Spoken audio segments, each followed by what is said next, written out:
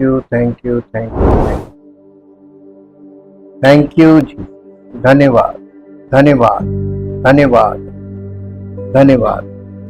सच्चे जीवित और महान सामर्थी परमेश्वर, हम आपका हृदय से धन्यवाद करते हैं आपके प्रेम और उस अनुग्रह के लिए प्रभु, जो आपने अपने पुत्र के बलिदान के द्वारा समस्त मानव जाति के लिए प्रकट किया और सुसमाचार के द्वारा सबको निमंत्रण दिया, ताकि जो कोई सुसमाचार को सुने और परमेश्वर के प्रेम को जो उसने अपने पुत्र के बलिदान के द्वारा प्रकट किया, उस प्रेम की संगति अपना जीवन परमेश्वर को समर्पित करे, उसका जीवन परमेश्वर की महिमा के योग्य पवित्र आत्मा के द्वारा और पवित्र वचन के द्वारा वो तैयार करके उनकी जिंदगियों से अपनी महिमा प्रकट करना चाहता है। हम आपके पवित्र वचन में जो आपकी योजना है उसके लिए बहुत धन्यवाद करते हैं, जो पवित्र आत्मा के द्वारा हम सबको स्पष्ट की जाती है, ताकि हम उसकी योजना को के अनुसार परमेश्वर की पहुंच तक पहुंच सके, ताकि परमेश्वर की महिमा हम सबके जीवन से प्रकट हो और हमारा जीवन परमेश्वर की महिमा के द्वारा अद्भुत युक्ति करने वाले प्रभु की अद्भुत कार्यों की द्वारा उसकी महिमा का कारण बने। आदर और महिमा आपको मिले। इस प्रार्थना को प्रभु यीशु मसीह के पवित्र नाम से मांगते हैं, आमीन। Praise the Lord. हम परमेश्वर का बहुत धन्यवाद करते हैं उसके प्रेम और उस अनुग्रह के लिए जो वो सब मनुष्यों पे बनाए रखता है। आज हम आपको परमेश्वर के वचन से ऐसा मास्टर प्लान जो उसने रखा है व्यवस्था में, उन चीजों को अब पार्ट्स में खोलेंगे, क्योंकि बहुत सी ऐसी बातें जो इसे समझने के लिए चाहिए थी वो हम लोगों ने समझी है। अब जहां पे हम लोग पहुंचे हैं, परमेश्वर का वचन एक दर्पण की तरह काम करता है। ये एक ऐसा पार्ट आया है कि यहां से हम लोगों को उस पैटर्न पे जाना पड़ेगा, ताकि दर्पण क्यों कहा गया है व्यवस्था को, इसे हम समझें। मेरे साथ पहले एक पद निकालिए, जिससे पहले कि हम लोग शुरू करें हम आपको बैकग्राउंड क्लियर कर दें कि ये व्यवस्था क्या है और व्यवस्था का अर्थ परमेश्वर के वचन में हम लोगों के लिए क्या है, कलीसिया के लोगों के लिए। रोमियो की पत्री उसका 2 अध्याय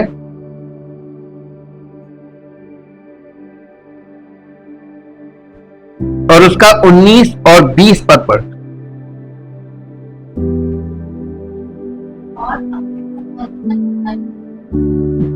और अपने पर भरोसा रखता है कि मैं ये यहूदी, जो अपने आप को यहूदी कहलाता है, वो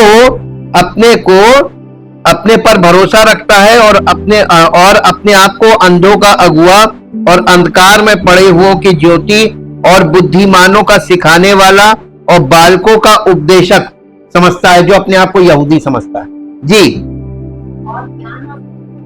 और ज्ञान और सत्य का नमूना जो व्यवस्था में है। देखिए, यहूदी लोगों के पास घमंड का क्या कारण था? वो समस्त अन्य जाति से क्यों घमंड करते थे? नहीं, उनके पास क्या ऐसी चीज थी? व्यवस्था।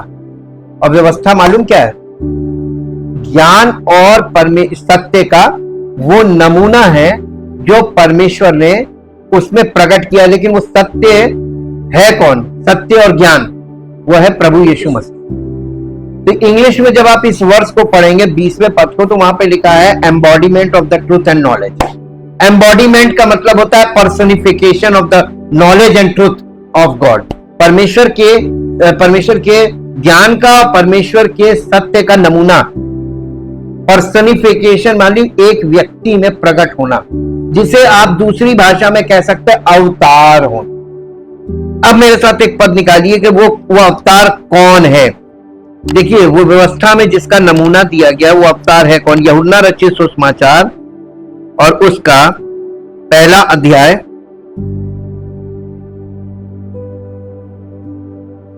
14 पद।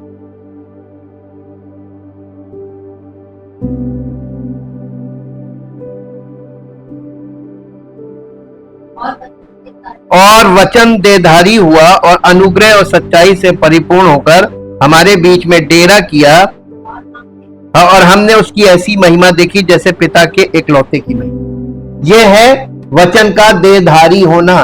तो ये देखिए, और वचन देहधारी, आदि में वचन था। ये वचन जो था व्यवस्था को बोला। ये परमेश्वर की व्यवस्था थी जो देह धारण करके आ गया। वो एक व्यक्ति, वो कुछ देह धारण करके आया। वो क्या देह धारण करके आया था, उसके लिए फिर मेरे साथ एक पद निकालिए जो आपको मिलेगा इब्रानियों की पत्री। ये पर्सनिफिकेशन के लिए आपको इतना खोल रहे कि आप समझ जाइए पर्सनिफिकेशन यानी वो व्यक्ति, वो सत्य कौन है, ये बाइबल क्लियर कर रही है।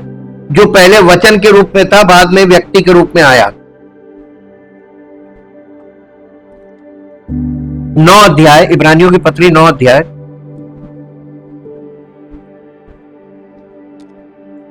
ग्यारह पद पढ़िए। परंतु जब मसीह आने वाली अच्छी अच्छी वस्तुओं का महायाजक होकर आया तो उसने और भी बड़े और सिद्ध तंबू से होकर, जो हाथ का बनाया हुआ नहीं अर्थात इस सृष्टि का नहीं। वो सिद्ध तंबू क्या था? एडमिक बॉडी, मानव देह। यह है सिद्ध तंबू जिसमें वो प्रकट हुआ, और इसीलिए मनुष्यों ने उसको एक आम व्यक्ति समझा,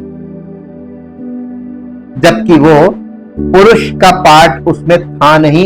ये कोई जेनेटिक साइंस वाला ही देख सकता था कि ये एक ऐसा व्यक्ति है जिसमें पुरुष का कोई अंश नहीं है। और पृथ्वी पर जितने भी लोग जन्मे हैं वो सब पुरुष का वंश। एक भी व्यक्ति कुंवारी स्त्री से ऐसे ही पैदा नहीं, सब पुरुष का वंश। तो यहां पे देखिए आदम 2 भागों में बांट दिया गया। पहला आदम जिसका ना तो कोई माता है और ना कोई पिता है। परमेश्वर ने उसको उत्पन्न किया, फूंक दिया, सांस बना दी, मिट्टी का पुतला बनाया, फूंक दिया, सांस, जीवन यानी जीवित प्राणी बना दिया। तो परमेश्वर के लिए कोई काम कठिन है? तो जिस परमेश्वर ने पहले आदम को बनाया, जब एक भी मनुष्य नहीं था, पहला मनुष्य उसको बनाया, फिर उसमें से उसकी पत्नी को निकाला, क्या उसके लिए कुंवारी स्त्री से संतान उत्पन्न करना कोई कठिन बात थी? नहीं। इसलिए परमेश्वर ने सब कुछ ऐसे ऐसे काम किए कि इंसान का जो लॉजिकल पार्ट है वो काम ना करे। इंसान का लॉजिकल पार्ट ही जो है वो फिजिकल पार्ट। परमेश्वर के बहुत से काम ऐसे हैं जिनमें लॉजिक काम नहीं करे, सिर्फ विश्वास काम करे। और आप देखिए आज लोग विश्वास क्या क्या कर लेते हैं, कुछ भी विश्वास किया जा सकता। अन्य जातियों में विशेषता ही, अन्य जाति को आप कुछ भी बता दीजिए वो विश्वास अनर्थ, यानी किसी चीज का कोई अर्थ नहीं, फिर भी विश्वास काम कर रहा। परमेश्वर ने इस बात को देखा अन्य जातियों में, तो उसने विश्वास को इसीलिए ऊपर कर दिया और विश्वास को सत्य के साथ जोड़ने का काम। तो यीशु मसीह वो सत्य है जिसमें अगर विश्वास जुड़ जाए हमारा, तो हमारा जीवन सफल। ये है परमेश्वर के वचन का एक्चुअल में मकसद और मतलब, दोनों चीज। आज हम देखेंगे मसीह हमारा निवास स्थान। देखिए मूसा का तंबू जो है ये एक ऐसा सुपर मॉडल है, इसमें पूरी बाइबल कंप्लीट हो रही, पूरी बाइबल।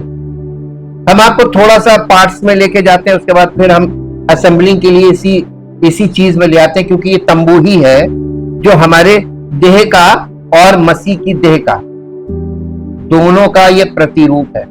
ये तंबू का मतलब है कि उसके 3 पार्ट थे।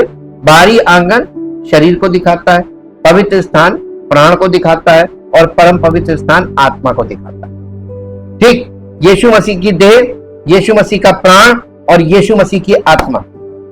उसके बाद आइए हमारी देह, हमारा प्राण, हमारी आत्मा, ये तीनों को एक साथ मिलना, एक परम पवित्र और एक परम पाप। और ये मूसा का तंबू ये एक ऐसा चीज है, ये स्वर्ग का प्रतिरूप है। और ये स्वर्ग के प्रतिरूप को समझने के लिए हमें टुकड़ों में ही समझ में आएगा, एकदम से नहीं आएगा। एक और पद निकाल के पढ़ लीजिए, इब्रानियों 10 अध्याय पढ़िए, 10 अध्याय का पहला पद। क्योंकि व्यवस्था जिसमें आने वाली अच्छी अच्छी वस्तुओं का प्रतिबिंब है, पर उनका असली स्वरूप नहीं। इसलिए उन एक ही प्रकार के बलिदानों के द्वारा जो प्रतिवर्ष अचूक चढ़ाए जाते हैं, पास आने वालों को कदापि सिद्ध नहीं कर सकती। नहीं तो उनका चढ़ाना बंद क्यों नहीं हो जाता? देखिए, आज तक वो रिचुअल्स चल रहे हैं। रिचुअल्स के चलते रहने पे एक बिग क्वेश्चन मार्क है, क्यों चल रहा है?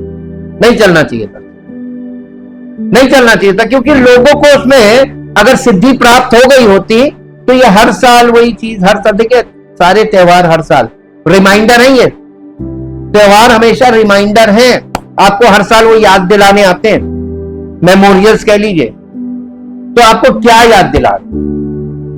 उद्धार हुआ ही नहीं किसी का, किसी को छुटकारा मिला नहीं, कोई सिद्ध हुआ नहीं, तो याद क्या दिला? ये रिचुअल हो गया जिससे आपको कोई फायदा नहीं, बस एक यादगार। ठीक, अब हम लोग आज के मुद्दे की तरफ बढ़ते हैं। मसीह हमारा निवास स्थान, जिसमें हम आज दो पार्ट देखेंगे, वेदी और हौदी, यानी बाहरी आंगन का पार्ट।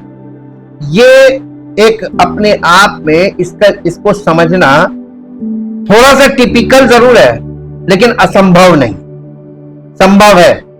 थोड़ा सा आपको समझने के लिए थोड़ा मन लगाना पड़ेगा।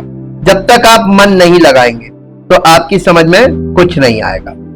समझना जरूरी है, क्योंकि यहीं पर परमेश्वर ने, देखिए, ये जो यीशु मसीह हमारा निवास स्थान, तंबू के बाहरी आंगन में दो वेदियां थी। एक पीतल की वेदी थी, बलिदान की वेदी, और एक थी पीतल की हौदी।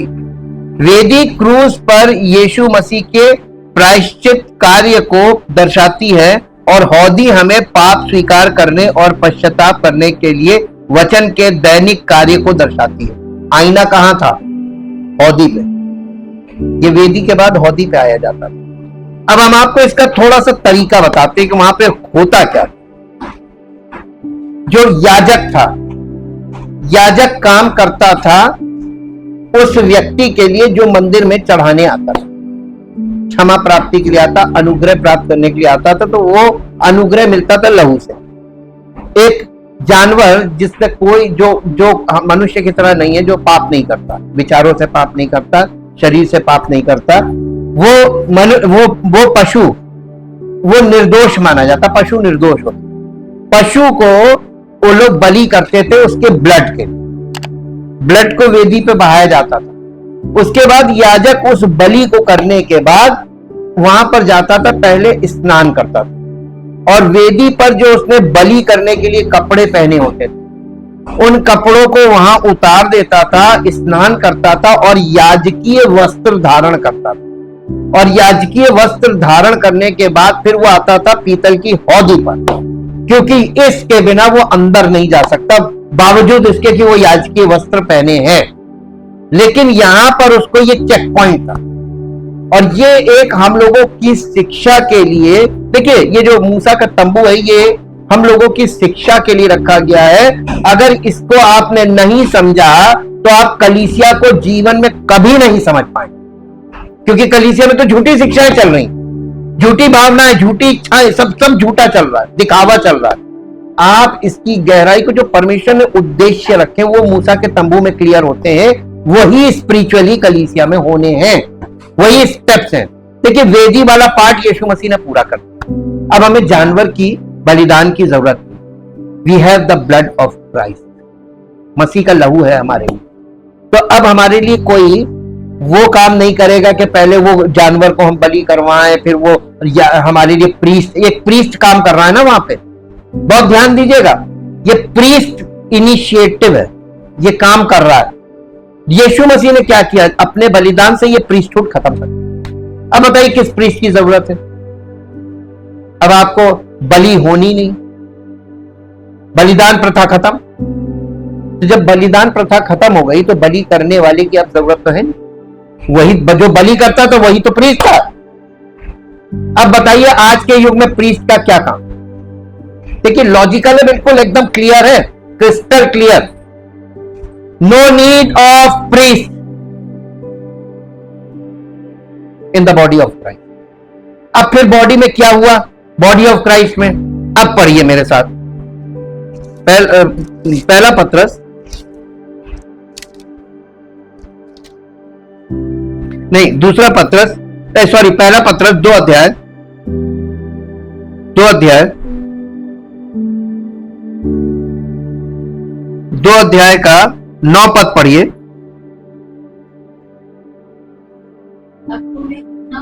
पर तुम एक चुना हुआ वंश, ये कलीसिया को बोला जा रहा है, पर तुम एक चुना हुआ वंश और राजपदधारी याजकों का समाज और पवित्र लोग और परमेश्वर की निज प्रजा हो, इसलिए कि जिसने तुम्हें अंधकार में से अपनी अद्भुत ज्योति में बुलाया है। तो अब मालूम है यीशु मसीह के बलिदान के बाद से कलीसिया जो है वो याजक हो। तो अब याजक, कलीसिया याजक हो गई, तो याजक की जरूरत अब कलीसिया को है। आपको खुद याजक बना दिया उसने। अब आप यहां से समझेंगे वो बलिदान यीशु मसीह ने जो सिद्ध बलिदान किया स्वयं को, परमेश्वर ने उसके अपने पुत्र का जो बलिदान दिया, उसने ये याजक प्रथा को, बलि प्रथा दोनों को खत्म कर। अब हमको किसी याजक की जरूरत नहीं है। क्यों नहीं है? क्योंकि यीशु मसीह के लहू के द्वारा और यीशु मसीह के क्रूसिफिक्शन पर विश्वास करने के द्वारा हम बॉर्न अगेन हो जाते हैं। और बॉर्न अगेन होने का मतलब हम परमेश्वर की संतान बन जाते हैं और परमेश्वर के पुत्र के कारण हम उसके पुत्र बनते हैं। लेकिन पुत्र होने के नाते अब हमको परमेश्वर वो ले पर्सन नहीं मानता जो बॉर्न अगेन वाला, बिना बॉर्न अगेन है, यानी सांसारिक व्यक्ति, शारीरिक व्यक्ति नहीं मानता। हम हो गए आत्मिक, और परमेश्वर हमें आत्मिक दृष्टिकोण से हमसे बात करता है। लेकिन पौलुस क्या कंप्लेंट कर रहा था कुरिन्थियों की कलीसिया में? मैं तुमसे ऐसे बातें ना कर सका जैसे आत्मिक लोगों से, परंतु ऐसे जैसे शारीरिक लोगों से, वो भी उनसे जो मसीह में बालक। स्पिरिचुअली इमैच्योर होने के कारण कलीसिया और कलीसिया के सब लोग इन विषयों को अपने जीवन में अपडेट नहीं कर रहे। वो केवल एक सुन के सुन हो जाते ना, वो वाले हो, एप्लीकेबल नहीं हो रहा, इसलिए प्रॉब्लम आ रही है। अब देखिए जो पीतल की वेदी है ये यीशु मसीह के बलिदान से फुलफिल्ड हो गई। नो मोर सैक्रिफाइस, कोई जानवर का बलिदान नहीं चाहिए, कोई अब जानवर का बलिदान नहीं चाहिए तो कोई नो मोर प्रीस्ट, कोई प्रीस्ट नहीं चाहिए। लेकिन यहां पे कठिनाई है, ये 2 वेदियां आप नहीं अंडरस्टैंड कर रहे, इसलिए आप आगे नहीं बढ़ पा रहे, क्योंकि आपको पवित्र स्थान में प्रवेश करना है, वहां नहीं प्रवेश कर पा रहे हैं, उसके रीजंस है। अब आप देखिएगा, समझिएगा। यहाँ पे 2 वेदियां हैं, एक पीतल की वेदी जो बलिदान की वेदी और एक पीतल की हौदी। अब ये आपको मिलेगा, घर में पढ़ लीजिएगा, निर्गमन 27 अध्याय उसका 1 पद से 8 पद तक पढ़ दीजिए। चलिए कोई जन पढ़ दे, निर्गमन 27 अध्याय 1 पद से 8 पद तक।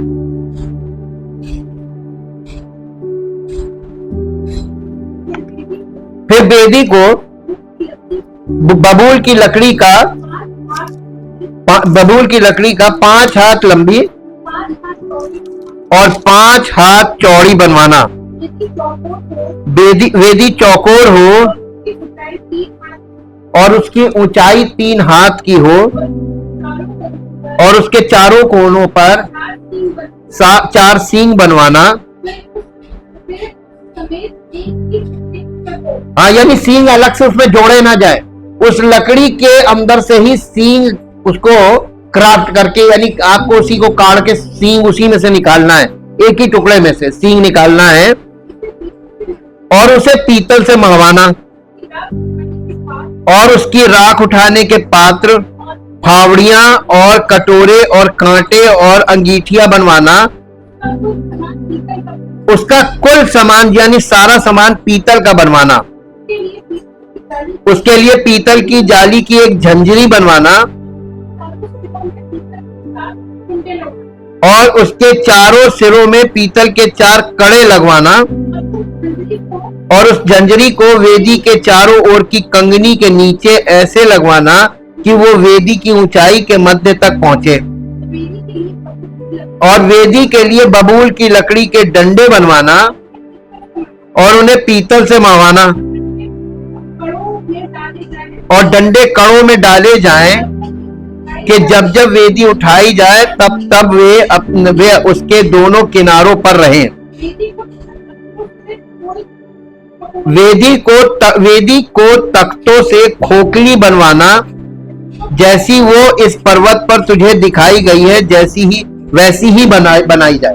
तो परमेश्वर ने इसको स्वर्गीय स्थान का एक नमूना दिखाया था पर्वत पे, और वहां पर देखिए ये जो पीतल की वेदी है इसकी हर चीज का मतलब है। आपने ये पढ़ा, आपकी कुछ समझ में नहीं आया, लेकिन इन सब चीजों का देखिए पीतल का मतलब क्या? पीतल न्याय को दिखाता, जजमेंट ऑफ गॉड। पीतल जो है उसकी फायर में कोई चीज अगर बच सकती है तो वो है पीतल गलता नहीं, बल्कि पीतल और चमक जाता, बहुत चमकीला हो जाता ये जो मेटल यूज किया गया इसका बबूल की लकड़ी दिखाते हैं। बबूल की लकड़ी किस काम की बताइए? आपने कभी बबूल की लकड़ी का कोई फर्नीचर बनवाया? किसी काम की नहीं होती, केवल जलाने के काम आती, यूजलेस। परमेश्वर एक यूजलेस जिंदगी को, हमारा जो जीवन है ना, मानव जीवन, ये बबूल की लकड़ी है, किसी काम। परमेश्वर देखिए यहां पर किस चीज का इस्तेमाल कर रहा, कलीसिया में वो किन लोगों को इस्तेमाल करना चाहता है? जो किसी काम के जलावनी लगती, जिसको लोग फेंक देते, जलाने का काम आती है। इस बबूल की लकड़ी को जो ह्यूमैनिटी को दिखाती, मानव स्वभाव को दिखाती, ये मानवीयता, और उसके ऊपर पीतल मढ़ देना। मानवीयता को परमेश्वर अपने न्याय से सिद्ध करता है, क्योंकि न्याय में वो गलती नहीं है, वो और चमक जाती है, सिद्धता को दिखाता है। तो ये पीतल, जब हमारे ऊपर पीतल मढ़ दिया जाए तो हम सिद्ध हो गए, यानी परमेश्वर का न्याय हमें सिद्ध कर सकता है, ये है इसका अर्थ। उसके बाद इसके चारों कोनों पे सींगे बनवाना, सींग दिखाता है पावर को। प्रभु यीशु मसीह की जो क्रूसिफिक्शन है, this is the power of God.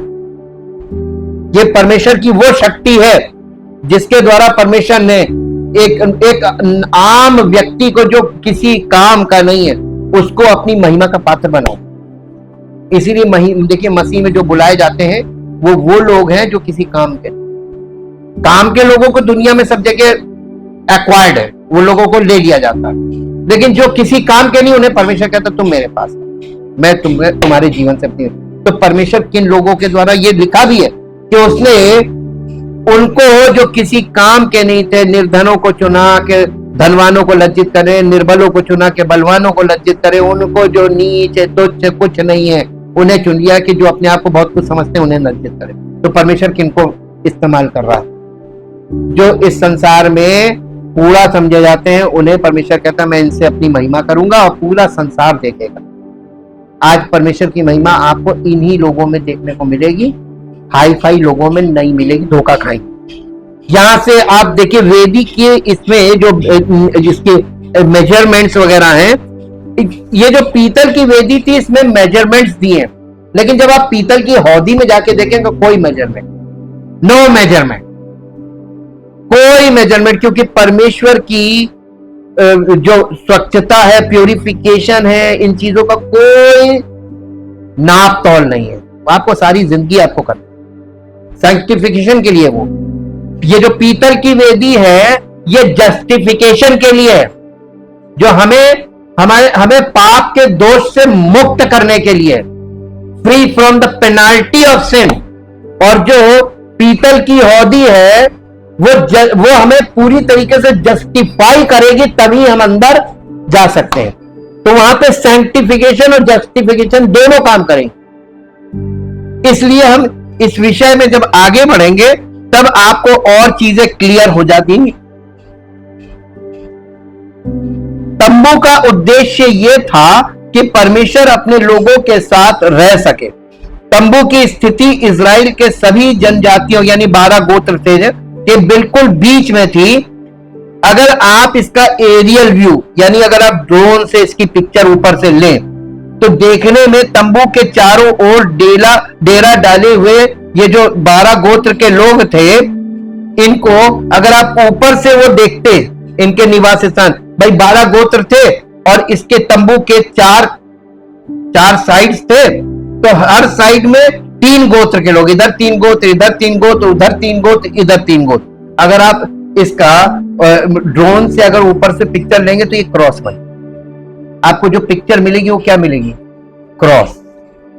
बीच में तंबू और चारों तरफ लोग, लेकिन इनके रहने का जो निवास का जो वो अलॉटमेंट किया गया था वो ऐसे शेप में था, तंबू के साथ साथ ऐसे और ऐसे, और तंबू जो था वो लंबे में था, तो ऐसे लंबा, तो ऐसे कीजिए और ऐसे कीजिए, क्रॉस बन जाएगी। ये क्रॉस का पूरा, तो परमेश्वर यहां पर ये नमूना दिखा रहा है। ये कलीसिया के लिए वहां पर गुप्त चीजें रखी हुई है, जिन्हें अगर पवित्र आत्मा के दृष्टिकोण से आप जाके देखेंगे तो आपको पता चलेगा कि सत्य है क्या, और यहां पे आपको सत्य मिल जाता है। वो सत्य किसमें प्रकट हुआ वो भी आपको पता चल जाएगा। यहां पे वो क्रॉस की तरह दिखती थी। इतना ही नहीं, वहां 4 बैनर भी थे। एक पर मनुष्य का चेहरा था, दूसरे पर बछड़े की छवि थी, तीसरे पर यानी वो ईगल दिखाया गया था, और चौथे पर शेर की। हाँ, तो ये 4 वहां पे जानवरों के बैनर्स भी थे। दिलचस्प बात यह है कि प्रकाशित वाक्य के 4 अध्याय में वर्णित 4 जीवित प्राणी बिल्कुल उसी तरह दिखाई देते हैं। और हमने ये भी देखा है कि तंबू स्वर्ग में सच्चे तंबू की एक प्रति थी, यानी उसका एक नमूना था। ये मूल की प्रतिकृति थी, और इसलिए परमेश्वर ने बहुत विशिष्ट निर्देश दिए कि इसे कैसे बनाया जाना था, ताकि ये सच्चे तंबू की एक आदर्श प्रति हो। तंबू का द्वार बाड़ में एक द्वार था, यानी जो चारों ओर बाउंड्री वो कनात की बनाई जाती थी, उसके एक ही द्वार था, एंट्रेंस, जो मेन एंट्रेंस था वो केवल एक था। ये एक एंट्रेंस किस बात को दिखाता? क्योंकि अब बाकी देखिए बाहरी आंगन, पहले आप एंट्री करेंगे तो बाहरी आंगन, तो एक ही एंट्रेंस था ना, ये नहीं कि आप चारों तरफ से घुस सकते हैं, एक एंट्रेंस था। ये एक एंट्रेंस किस चीज को दिखाता? केवल एक द्वार या प्रवेश द्वार था, जो इस सत्य को दर्शाता है कि परमेश्वर तक पहुंचने का केवल एक ही रास्ता है, परमेश्वर के पुत्र के माध्यम से, जिसे पाप के लिए बलिदान किया गया था। हम लोग अपने अध्ययन को इसी दिशा में आगे बढ़ाते हुए ये देखेंगे कि तंबू की प्रस्तुति बाहर वालों के लिए अंदर वालों से बिल्कुल अलग थी। तंबू एक बाहरी व्यक्ति को केवल एक ही चीज दिखाई देती थी, वो थी इसका नीरस फीका भूरा नीला आवरण। तंबू के बाहरी स्वरूप में कुछ भी आकर्षक नहीं था। हालांकि अगर आपको याजक होने का सौभाग्य प्राप्त है तो आप तंबू में प्रवेश कर सकते हैं और इसकी महिमा को देख सकते हैं। अंदर सब कुछ शुद्ध सोने से बना था और इसकी छत पर बने महीन मुड़े हुए लिनन के पर्दे में नीले, बैंगनी और लाल रंग की कढ़ाई की गई थी। अविश्वासी को मसीह में कुछ भी महिमा नहीं दिखता, लेकिन आत्मा से जन्मे व्यक्ति की आध्यात्मिक आंखें मसीह की सुंदरता और महिमा को देखने के लिए खुल जाती। तो ये बॉर्न अगेन के बिना, यानी जब जो कोई अंदर प्रवेश करेगा, बॉर्न अगेन ही प्रवेश कर सकता है। वहां पे कोई भी शारीरिक, तो आपको मसीह में क्या है, उसके अंदर सुंदरता, वो आपको कभी नहीं पता चलेगी, और बाहर आपको कोई सुंदरता नहीं दिखेगी, नीरस बेकार आपको। इसीलिए ज्यादातर लोग मसीह में जो कलीसिया में आते हैं वो बाहरी बस आंगन में आए और आंगन से वापस भाग जाते नहीं, उनको नहीं समझ आता, कोई सुंदरता नहीं, कुछ नहीं, उनको कोई लॉजिक भी नहीं मिलती इसमें। क्योंकि परमेश्वर की ये युक्ति है कि सबको वो अंदर, वो टूरिज्म थोड़ी ना किया है उसने कि वो सब लोग आओ दर्शन करो। वहां दर्शन कुछ नहीं है, वो आपको अपना बनाता, अपना पुत्र बनाता और आपको अपनी महिमा में प्रकट करना चाहता है। और इसलिए वो एक व्यक्ति को जो परमेश्वर के परिवार का सदस्य है, केवल वही जा सकता अंदर। हम आज के अध्ययन में इस तंबू में बाहरी आंगन को देखेंगे, और ये बाहरी आंगन में की जो तस्वीर है तंबू की, ये तस्वीर हम फिर से देखेंगे कि बाहरी आंगन में क्या था। तंबू के बीच एक खुली जगह थी जिसे बाहरी आंगन प्रांगण कहा जाता है। इस प्रांगण में दो वस्तुएं थी, एक कांस यानी पीतल की वेदी और दूसरी थी पीतल की हौदी। अब आप एक चीज याद रखिए, इसको इंग्लिश में बोलते हैं आउटर कोर्ट। आप कोर्ट किसको बोलते हैं? आप कोर्ट किसको बोलते हैं? न्याय के स्थान को, है ना? न्याय के स्थान को कोर्ट बोलते हैं ना। आउटर कोर्ट तो परमेश्वर का, हमारे शरीर का न्याय, शारीरिक न्याय परमेश्वर कहां कर रहा है? आंगन में। इसीलिए आउटर कोर्ट ये न्याय का स्थान था, और न्याय के स्थान में सबसे पहले बलिदान, परमेश्वर न्याय करता था। ये न्याय बलिदान के द्वारा, और ये बलिदान के बाद जब न्याय आपका हुआ तो आपको क्षमा मिली कि नहीं मिली, ये इस बात पर निर्भर करता था कि आपके बलिदान के लिए जो जानवर बलिदान हुआ उसका लहू अंदर परमेश्वर की वेदी तक पहुंचता है कि नहीं। और वो लेके कौन जाएगा? याजक।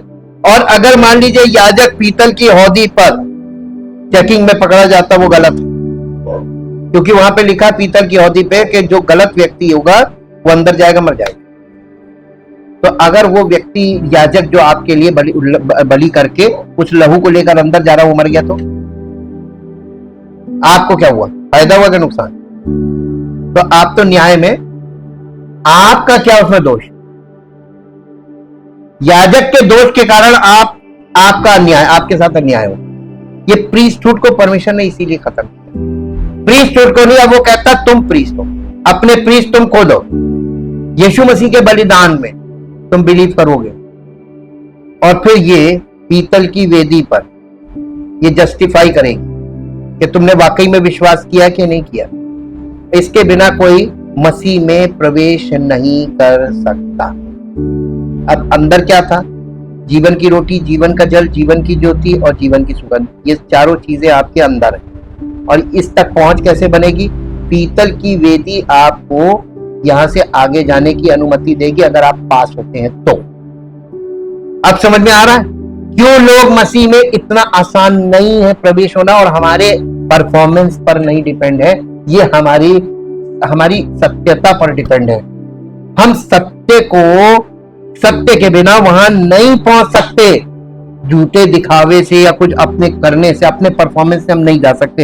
ये पॉइंट आपके माइंड में अगर बैठ गया कि जितने लोग उछल कूद करते हैं, ये सब करते हैं, या पूरी दुनिया में ये वीडियोस वगैरह चल रहे हैं, कहीं मत फंसिए। परमेश्वर आपको डायरेक्ट डील कर रहा है। अब इसीलिए वो शिक्षक यानी कलीसिया में सबसे इंपॉर्टेंट रोल, हाई कॉलिंग किसकी है? टीचर्स।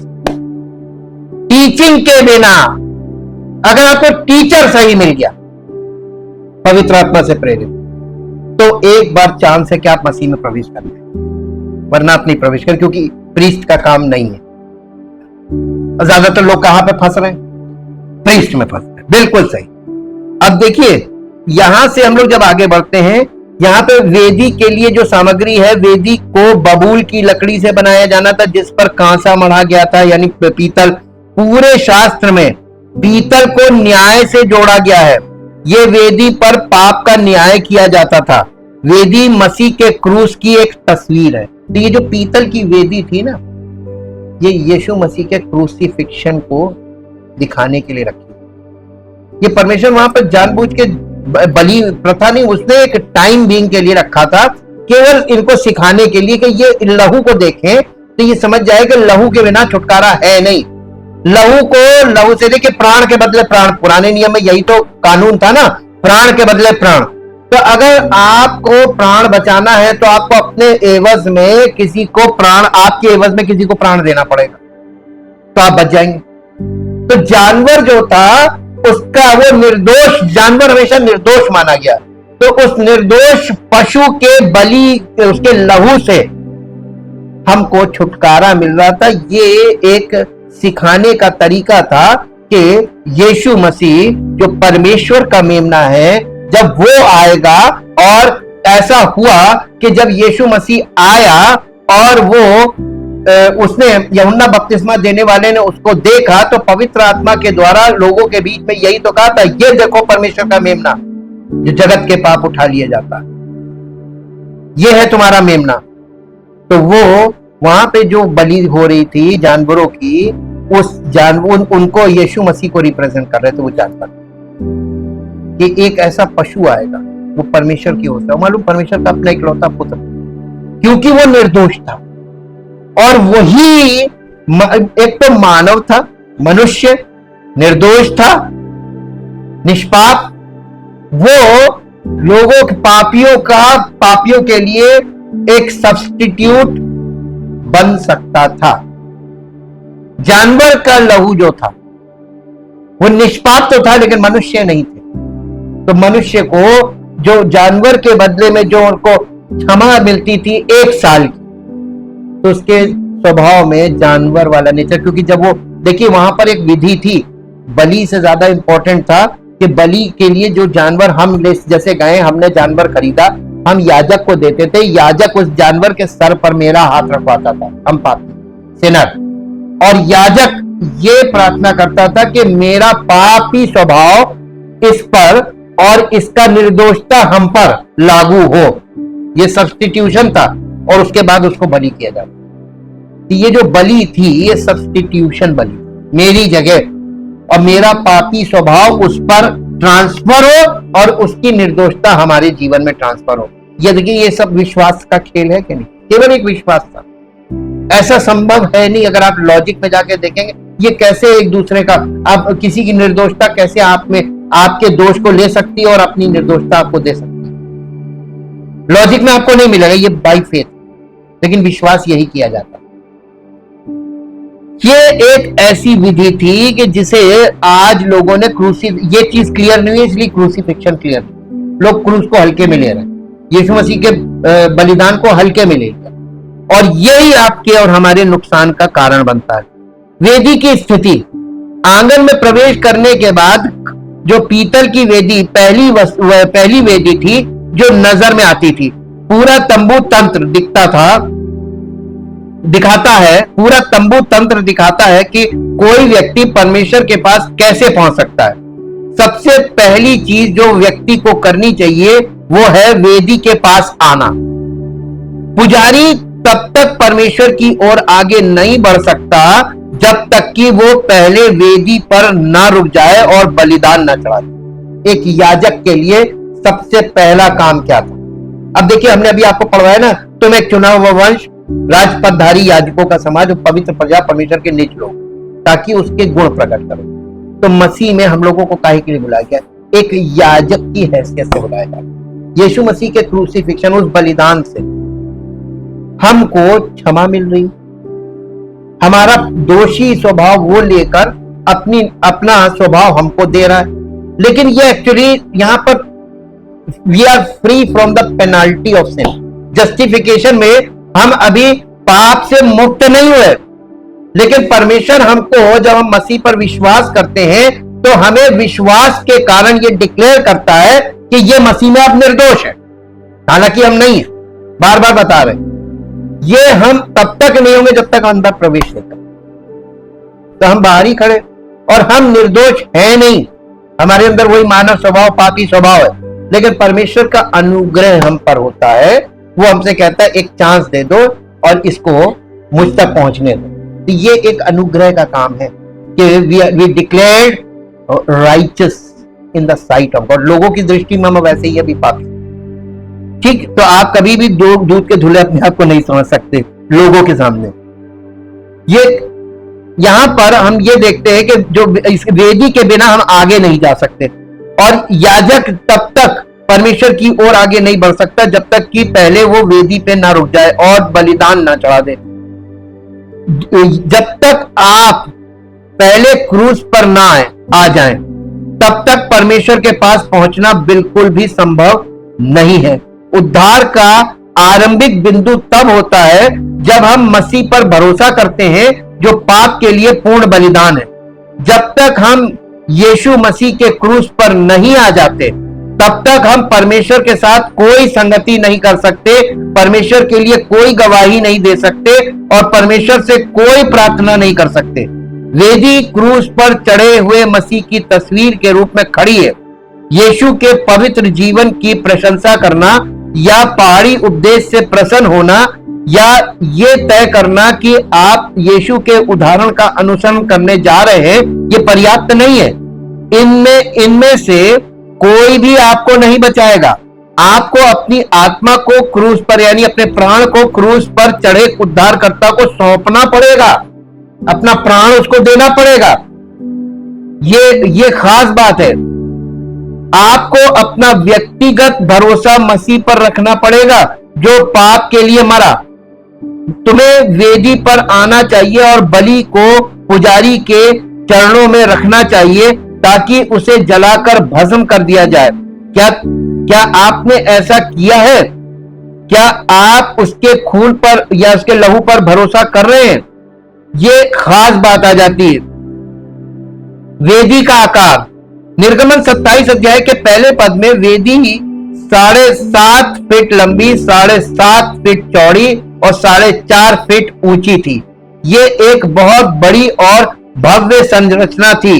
ये वस्तु बाकी सभी से, ये वाली जो ऑल्टर था या वेदी जो थी, पीतल की वेदी, ये बाकी सब वस्तुओं से सबसे ऊंचाई पर थी। इसकी हाइट थी, उस पर स्टेप्स थे ऊपर चढ़ने के लिए। ठीक क्रूसीफिक्शन को दिखाता है क्योंकि क्रूस बहुत ऊंची थी, सीढ़ी के बिना वहां तक नहीं पहुंचा जा सकता था। तो ये वाला जो ऑल्टर था बाकी सभी से ये ऊंचा था। अन्य सभी जो फर्नीचर थे वहां पे 7 थे अंदर ना, ये टोटल मिला के, तो ये सब फर्नीचर जो थे वो इसमें समा जा सकते थे। वेदी शब्द का अर्थ है ऊपर उठाना। वेदी का मतलब होता है किसी चीज को ऊपर उठाना। और एक प्रकार का इसमें रैंप है जो वेदी के ऊपर आप जा सकते थे, इस पे स्टेप्स, उससे ऊपर जाते थे चढ़ के, ताकि इसे बहुत ऊपर उठाया जा सके। ये सब इस तथ्य की ओर इशारा करता है कि परमेश्वर चाहता है कि हम यीशु मसीह के क्रूस के अत्यधिक महत्व को देखें। प्रेरित पौलुस ने गलातियों 6 अध्याय उसके 14 पद में क्या लिखा? गलातियों 6 अध्याय और उसका 14 पद, प्रेरित पौलुस यीशु मसीह के क्रूस के लिए क्या कह रहे हैं, देखिए पढ़ के। यहां क्या लिखा है? गलातियों 6 अध्याय उसका 14 पद, पर ऐसा ना हो कि मैं अन्य किसी बात पर घमंड करूं, केवल हमारे प्रभु यीशु मसीह के क्रूस का, जिसके द्वारा संसार मेरी दृष्टि में और मैं संसार की दृष्टि में क्रूस पर चढ़ाया गया हूं। क्योंकि न खतना रहित कुछ है, परंतु नई सृष्टि सब कुछ नई सृष्टि है। तो यहां पौलुस दोनों सेक्शन से कह रहा है, ना तुम्हारा खतना ना तुम्हारा खतना रहित होना, दोनों ये किसी काम का नहीं, अब केवल नई सृष्टि। तो आप देखिए कि मसीह की क्रूस को छोड़, जिसके द्वारा संसार मेरी दृष्टि में और मैं संसार की दृष्टि में क्रूसीफाई हो गया। क्या आपने संसार की दृष्टि में अपने आप को क्रूसीफाई कर दिया? नहीं, हम तो अभी संसार में डूबे हैं। संसार की अभिलाषाएं हमारे अंदर अभी खूब तेजी से काम कर रही, हम अट्रैक्शन में फंसे हुए, हम लालसाओं में फंसे हुए। तो कहां आप कैसे अंदर पहुंच जाएंगे बताइए? पहले पार्ट में ही आप यहां पर, और फिर भी परमेश्वर का अनुग्रह देखिए, आपको कलीसिया में वो मौका तो दे रहा है ना? ये अनुग्रह काम कर रहा है कि नहीं कर रहा? ये पौलुस ने इस बात को क्लियर किया। पहला कुरिन्थियों 2 अध्याय के 2 पद में पौलुस क्या कह रहा है? पहला कुरिन्थियों 2 अध्याय का 2 पद, यहां पौलुस क्या कह रहा है? क्योंकि मैंने ये ठान लिया था कि तुम्हारे बीच यीशु मसीह वरन क्रूस पर चढ़ाए हुए मसीह को छोड़ और किसी बात को न जानूं, मैं निर्बलता और भय के साथ और बहुत थरथराता हुआ तुम्हारे साथ रहा। और मेरे वचन और मेरे प्रचार में ज्ञान की लुभाने वाली बातें नहीं, परंतु जी आज आपको देखिए प्रचारक के उसमें ज्ञान की लुभाने वाली बातें खूब तेज हैं, लेकिन पवित्र आत्मा और सामर्थ्य, द पावर ऑफ गॉड, इसका कोई प्रमाण कहीं कुछ नहीं, दूर दूर तक नहीं, क्योंकि सादगी नहीं है ना, दिखावा है। मसीह के क्रूस के महत्व को बढ़ा चढ़ाकर बताना असंभव, मसीह के क्रूस को बढ़ा चढ़ाकर बताना, और आज लोग क्या कर रहे हैं, क्रूस को बढ़ा चढ़ा के बता रहे नहीं, आप उसको ओवरलैप नहीं कर सकते, एक सत्य है वो, और उसमें कोई दिखावा नहीं, बिल्कुल सादगी। एक व्यक्ति हमारे पापों को लेकर मर गया, एफजी बना, सब्स्टिट्यूट, तो सब्स्टिट्यूशन पे हमारा फोकस होना चाहिए, कैसे हुआ, कौन था, उसका स्वरूप नहीं, हमें उसकी मीनिंग मालूम होनी चाहिए। सब्स्टिट्यूशन बढ़ा चढ़ाकर बताना असंभव है। क्रूस वो घटना है जिसने इतिहास को दो भागों में विभाजित कर दिया, बीसी और एडी। इतनी पावरफुल चीज है वो क्रूसिफिक्शन, और उसी को हल्के में ले लिया, उसी को आज तफरीह में उड़ाया जा, कितना गलत कर रहे लोग। शाश्वत महत्व के मामले में इसकी तुलना किसी और चीज से नहीं की जा सकती, इसे ऊपर उठाया जाना चाहिए, इसकी महिमा की जानी चाहिए, और ये बहुत इंपॉर्टेंट चीज थी, इसलिए उसको परमेश्वर ने पहली वेदी जो पीतल की थी उसको ऊंचा बनाया, हाइटेड। वेदी के सींग, निर्गमन 27 अध्याय के 2 पद में बाइबल में सींग शक्ति का प्रतीक है। बैल या मेढ़े में शक्ति का स्थान उसके सींग है। दिलचस्प बात यह है कि इस वेदी का निर्माण 4 कोनों पर सींग लगाकर किया जाना था। क्या ये इस सत्य को स्पष्ट नहीं करता कि सुसमाचार ही परमेश्वर की शक्ति है? क्या ये यीशु मसीह के क्रूस में मौजूद शक्तिशाली बचाने वाली शक्ति को प्रकट नहीं करता? पहला कुरिन्थियों उसका पहला अध्याय और उसका 18 पद पढ़िए। पहला कुरिन्थियों पहला अध्याय और उसका 18 पद। यहां पौलुस कहता है, क्योंकि क्रूस की कथा नाश होने वालों के लिए मूर्खता है, परंतु हम उद्धार पाने वालों के लिए, देखिए क्रूस की कथा परमेश्वर की सामर्थ्य केवल उद्धार पाने वालों के लिए, और नाश होने वालों के लिए मूर्खता है। अब आप इसको मूर्खता समझते हैं तो उसका परिणाम भी लिखा हुआ, और अगर आप इस पर विश्वास करते हैं तो उसका परिणाम भी लिखा हुआ। परमेश्वर कभी जबरदस्ती नहीं करता, कोई दबाव नहीं डालता, स्वेच्छा। अब आपके लिए क्रूस क्या है, ये आपका, इसी से आपका भविष्य तय होगा। परमेश्वर ने आपको कभी दबाव नहीं डाला और ना कभी डालेगा। ये परमेश्वर का वचन है जो आपके सामने खोला जा रहा है। समझ आपको अपनी चॉइस, आपको अपनी इच्छा, आपको अपनी रखनी है। आपको ये चुनाव करना है कि नहीं करना है। रोमियो की पत्री उसका पहला अध्याय और उसके 16 पद में पढ़िए। रोमियो की पत्री उसका पहला अध्याय उसका, क्योंकि मैं सुसमाचार से नहीं लजाता, पौलुस कह रहा मैं सुसमाचार से नहीं लजाता, इसलिए कि वो हर एक विश्वास करने वाले के लिए, पहले तो यहूदी फिर यूनानी के लिए उद्धार के निमित्त परमेश्वर की सामर्थ है। सुसमाचार परमेश्वर की सामर्थ है, वो भी विश्वास करने वाले के लिए, सबके लिए नहीं। ठीक, इसलिए आपको दुनिया के सब लोग कभी नहीं मिलेंगे, केवल विश्वास करने वाले ही इसमें आगे पाए जाएंगे। उन्हीं का भला होगा, बाकी किसी का होगा नहीं। सबके लिए नहीं है यहां पर कुछ। क्या आपने अपने जीवन को बचाने और बदलने के लिए क्रूस की शक्तिशाली शक्ति का अनुभव किया है? हम परमेश्वर की शक्ति नहीं है। हमारी गवाही, कहानियां और राय परमेश्वर की शक्ति खोए हुए पापी के साथ सुसमाचार साझा करते हैं, तो कभी निराश ना हो। आपके द्वारा साझा किए गए सुसमाचार में इतनी शक्ति है कि वो किसी को भी बचा सकती है जिसे परमेश्वर बचाना चाहता है। मेमने के लहू में शक्ति, ये हम लोग गाना गाते हैं, there is power power power in the blood of the lamb. हाँ, सामर्थ है, सामर्थ है, यीशु के लहू के में सामर्थ है। ये एक बहुत पावरफुल गीत है। वेदी की उपलब्धता, ये भी ध्यान दें कि वेदी पर 4 सींग थे, प्रत्येक कोने पर एक, जो उत्तर, दक्षिण, पूरब और पश्चिम की ओर इशारा करते हैं। 4 सींग कंपास की 4 दिशाओं की ओर इशारा करते हैं। क्या ये इस सत्य की ओर इशारा नहीं करता कि परमेश्वर ने दुनिया के सभी लोगों के लिए क्रूस उपलब्ध कराया है? जब हम स्वर्ग में पहुंचेंगे तो हम वहां हर जाति, हर भाषा, हर प्रकार के, हर समुदाय के लोगों को और हर राष्ट्र के प्रतिनिधियों को वहां पर पाएंगे। ये केवल यहूदी ही नहीं है जिन्हें क्रूस बचाता है, बल्कि दुनिया के हर हिस्से, पृथ्वी के चारों कोनों से गैर यहूदियों को बचाता है। पुराने नियम में भी परमेश्वर ने अन्य राष्ट्रों के लोगों को अनुमति दी थी कि जो इजराइल के बच्चों के बीच में रहते थे कि वे बलिदान के लिए तंबू में याजकों के पास एक जानवर लाएं। गिनती की पुस्तक उसका 15 अध्याय और उसका 14 पद पढ़िए। देखिए, अन्य जाति भी वहां पर बलिदान चढ़ाने जाते थे, उनको अनुमति थी। परमेश्वर सबको एक्सेप्ट कर रहा है। पर यदि और कोई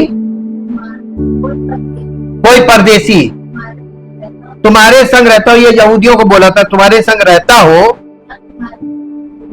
या तुम्हारी किसी पीढ़ी में तुम्हारे बीच कोई रहने वाला हो और वो यहोवा को सुखदायक सुगंध देने वाला हव्य चढ़ाना चाहे, यानी बलिदान चढ़ाना चाहे, तो जिस प्रकार तुम करोगे, देखिए परमेश्वर ने कोई पक्षपात किया? जैसे यहूदी चढ़ाते वैसे तुम भी चढ़ाओ। तो परमेश्वर, ये इसका मतलब कि यहूदी और अन्य जाति जब वहां बलिदान चढ़ाने जाते तो वहां दोनों समान। क्लियर? परमेश्वर की दृष्टि वहां पर भी दोनों के लिए एक थी, नए नियम में भी दोनों के लिए। करेक्ट? ये आपको सत्य मिल रहा है और ये आपको फैक्ट्स के साथ मिल रहा है।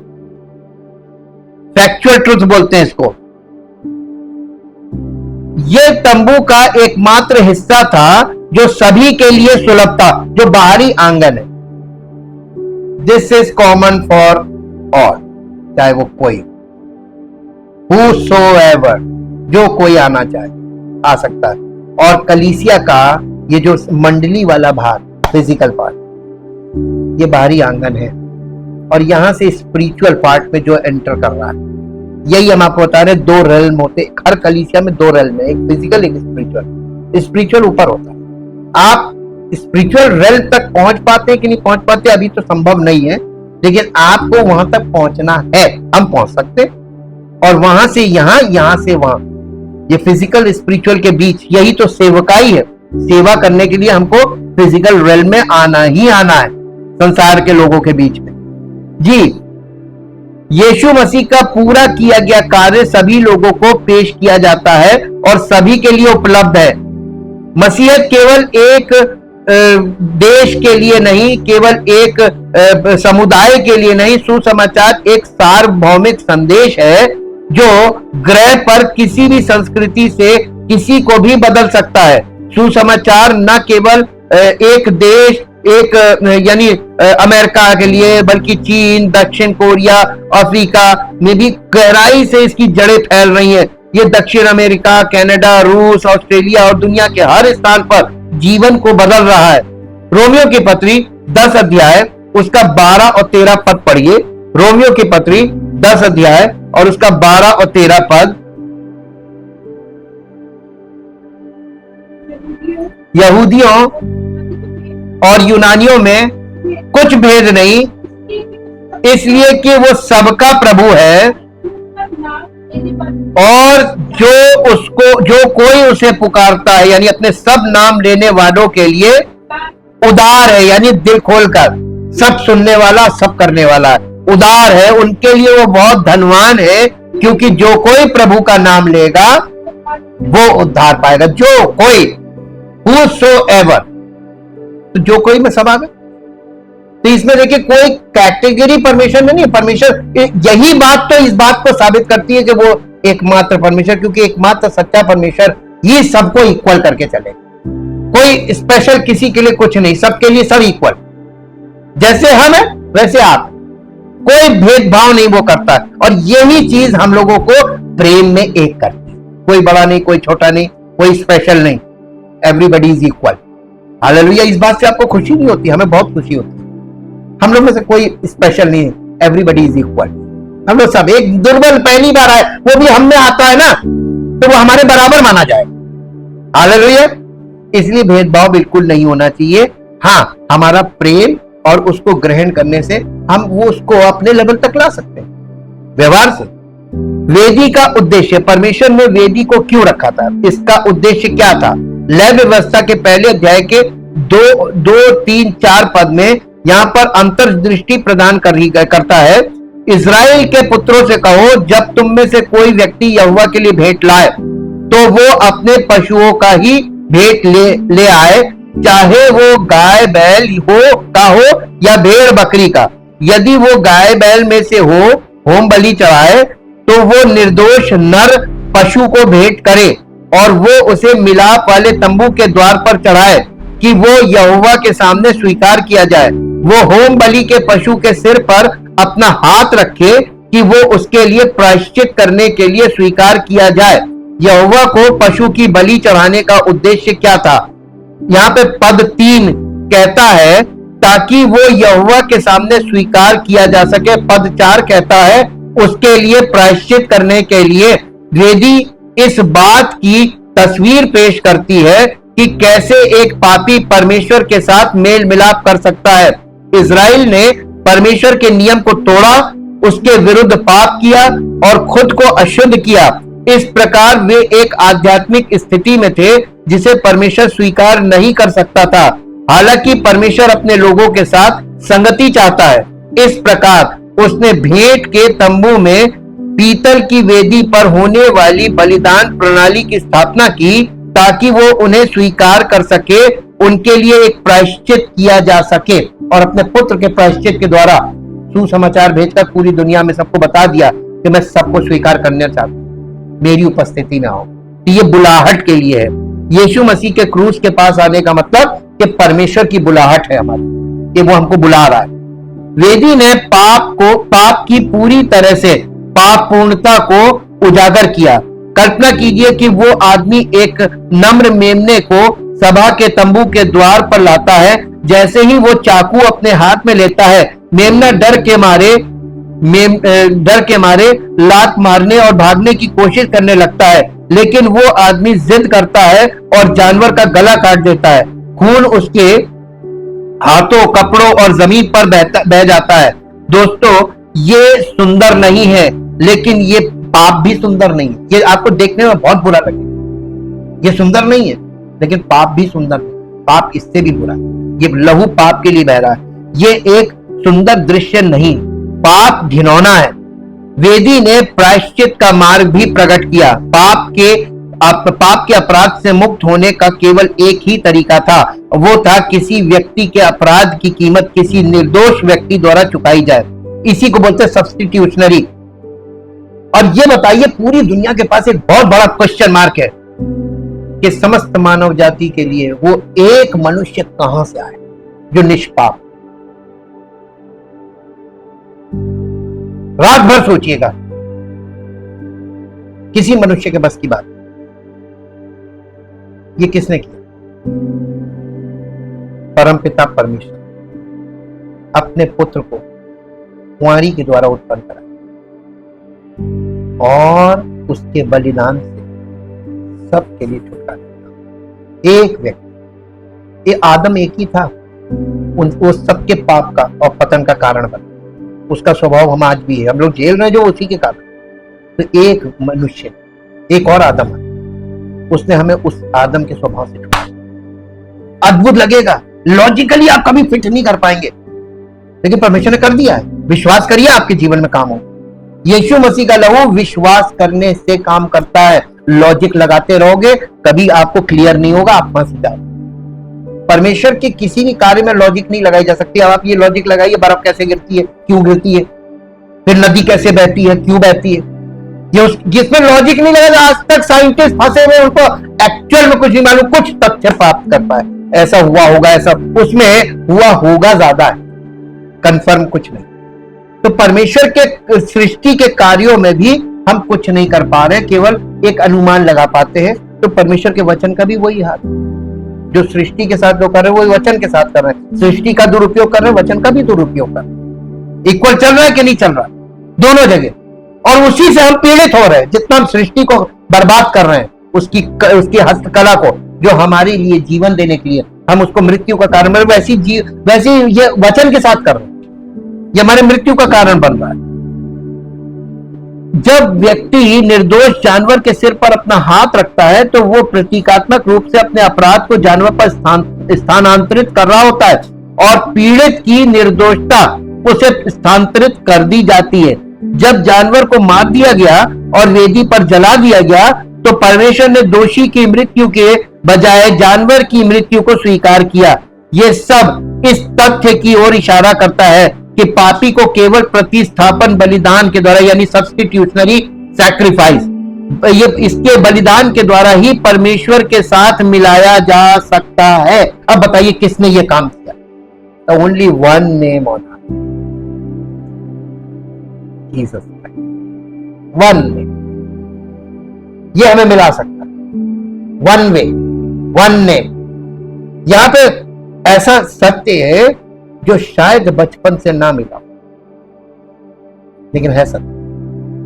जब भी आप जहां चेतो वहीं, जब जहां जागो वहीं सवेरा, यही तो कहावत कही जाती। तो भाई लोग अपने समय से, अपने हिसाब से हर युग में लोग जाग रहे हैं।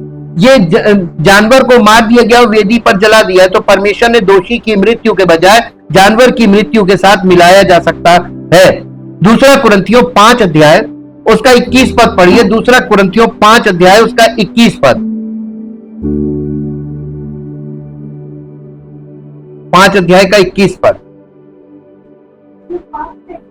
जो पाप से अज्ञात था उसी को उसने हमारे लिए पाप ठहराया कि हम उसमें होकर, देखिए हम अलग से परमेश्वर की धार्मिकता नहीं है, उसमें होकर, उसमें होकर का मतलब आंगन से हमको अंदर जाना, मसीह में। ये अंदर जाने पे ही हम परमेश्वर की धार्मिकता मसीह में आ जाए।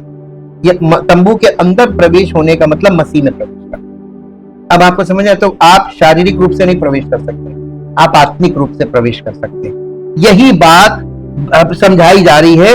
वेदी का प्रावधान, ये पीतल की वेदी का क्या प्रदान करती थी? 2 चीजें। सबसे पहले इसने पापों को ढकने का काम किया, और दूसरे इसने तंबू में परमेश्वर की उपस्थिति तक पहुंच प्रदान की। यदि कोई इजरायली वेदी के प्रावधान को अस्वीकार करता है तो वो परमेश्वर की दया से वंचित हो जाता है। कई इजरायलियों ने सोचा होगा कि मूसा पागल था कि परमेश्वर ने बात नहीं की कि परमेश्वर कभी भी निर्दोष जानवरों के वध को स्वीकार नहीं करेगा। उन्होंने निष्कर्ष निकाला होगा कि यह सब बस घृणित था, और आज भी यही बात उन लोगों के साथ है जो क्रूस के संदेश को अस्वीकार करते हैं। वे कहते हैं आपका संदेश बहुत खूनी और घृणित है, लेकिन मसीह के खून के संदेश को अस्वीकार करके वे अपने विनाश को सील कर देते हैं। सुनिश्चित करें कि आपको क्रूस का प्रावधान प्राप्त हो, परमेश्वर के साथ मेल मिलाप और उसकी उपस्थिति तक आपको पहुंचाए। परमेश्वर आपको अपनी उपस्थिति तक पहुंचाने के लिए कार्य कर रहा है। Thank you, thank you, thank you Lord. जीवित और महान सामर्थी परमेश्वर, हम आपका हृदय से धन्यवाद करते हैं उस महान प्रेम और उस अनुग्रह के लिए प्रभु, जो आपने पुत्र के बलिदान के द्वारा प्रकट किया। सुनने में, बोलने में, पढ़ने में बहुत हल्का लगता है, लेकिन प्रभु ये वो कार्य है जो आपने समस्त मानव जाति के लिए कर तो दिया, लेकिन लोग इस बात की समझ तक नहीं पहुंच पाते और इस बात को गंभीरता से नहीं ले पाते, और इसलिए वो इस छुटकारे से चूक जाते जो आपने हमारे लिए सेत में रखा, जो विश्वास से, खाली विश्वास करने से प्राप्त होता है। और चूंकि ये विश्वास से प्राप्त होता है, हम उस विश्वास तक नहीं पहुंच पाते कि हमें प्राप्त। आज आपसे विनती करते प्रभु, आपके पवित्र वचनों के द्वारा लोगों के अंदर वो समझ, वो चीज पैदा हो कि वो इस बात को गंभीरता से समझ सकें कि यीशु मसीह का बलिदान हमारे लिए कितना लाभदायक है और हमें परमेश्वर तक हमारी पहुंच बना देता है, ताकि प्रभु जब लोग सच्चा विश्वास करके आप तक पहुंचे तो हर एक का जीवन आपकी महिमा में परिवर्तित होकर आपकी महिमा का कारण। सारी महिमा आपको मिले यीशु मसीह के नाम। आमीन। Praise the Lord.